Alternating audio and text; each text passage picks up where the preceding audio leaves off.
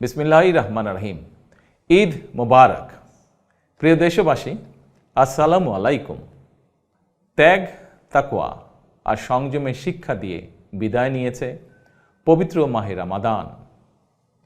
মাসব্যাপী সিয়াম সাধনার পর মুসলিম উম্মার বিশ্বজনীন ঐক্য, সংহতি, সহমর্মিতা এবং অনাবিল আনন্দের বার্তা নিয়ে এলো পবিত্র ঈদ উল ফিতর। প্রতিটি ঘরে, প্রতিটি পরিবারে ঈদ আনন্দ পৌঁছে যাক সকলের তরে। আসুন আমরা রমাদানের আদর্শে উদ্বুদ্ধ হয়ে একে অপরের সঙ্গে পবিত্র ঈদ আনন্দ ভাগাভাগি করে নেই।